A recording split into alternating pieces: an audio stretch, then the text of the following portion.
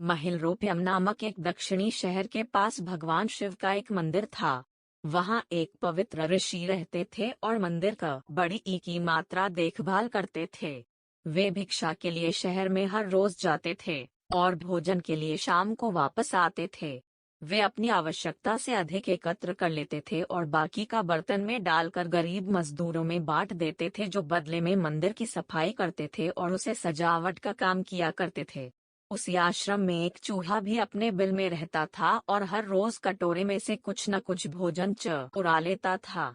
जब साधु को एहसास हुआ कि एक चूहा भोजन चोरी करता है तो उन्होंने इसे रोकने के लिए सभी तरह की कोशिशें की। उन्होंने कटोरे को काफी ऊंचाई पर रखा ताकि चूहा वहां तक पहुंच न सके, और यहाँ तक कि एक छड़ी के साथ चूहे को मार भगाने की भी कोशिश की, लेकिन चूहा किसी भी तरह कटोरे तक पहुंचने का रास्ता ढूंढ लेता और कुछ भोजन चुरा लेता था।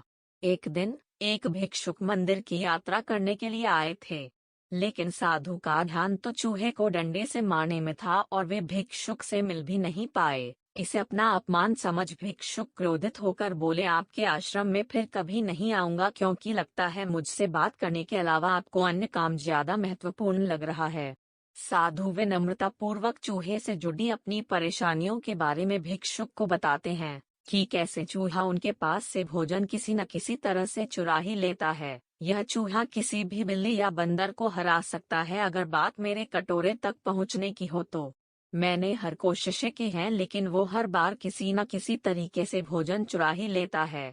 भिक्षुक ने साधु की परेशानियों को समझा और सलाह दी, चूहे में इतनी शक्ति, आत्मविश्वास और चंचलता के पीछे अवश्य ही कुछ न कुछ कारण होगा।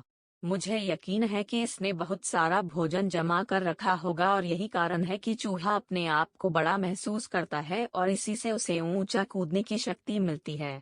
चूहा जानता है कि उसके पास कुछ खोने के लिए नहीं है, इसलिए वो डरता नहीं है। इस प्रकार साधु और भिक्षुक निष्कर्ष निकालते हैं कि अगर वे चूहे के बिल तक पहुंचने में सफल होते हैं तो वे चूहे के भोजन के भंडार तक पहुंचने में सक्षम हो जाएंगे। उन्होंने फैसला किया कि अगली सुबह वो चूहे का पीछा करेंगे और उसके बिल तक पहुंच जाएंगे। अगली सुबह वो चूहे का पीछा करते हैं और उसके बिल के प्रवेश द्वार तक पहुंच जाते हैं। जब वो खुदाई शुरू करते हैं तो देखते हैं कि चूहे ने अनाज का एक विशाल भंडार बना रखा है। फौरन ही साधु ने सारा चुराया गया भोजन एकत्र करके मंदिर में लिवा ले जाते हैं। वापस आने पर अपना सारा अनाज गायब देख चूहा बहुत दुखी हुआ और उसे इस बात से गहरा झटका लगा और उसने सारा आत्मविश्वास खो दिया। अब चूहे के पास भोजन का भंडार नहीं था, फिर भी उसने फैसला किया कि वो फिर से रात को कटोरे से भोजन चुराएगा। लेकिन जब उसने कटोरे तक पहुंचने की कोशिश की तब वह धड़ाम से नीचे गिर गया और उसे यह एहसास हुआ कि अब न तो उसके पर शक्ति है और न ही आत्मविश्वास। उसी समय साधु ने भी छड़ी से उस पर हमला किया। किसी तरह चूहे ने अपनी जान बचाई और भागने में कामयाब रहा और फिर वापस मंदिर कभी नहीं आया। यदि हमारे पास भी संसाधनों की कमी न हो तो हम में भी अद्भुत शक्तियां और आत्मविश्वास की कमी कभी नहीं आ सकती।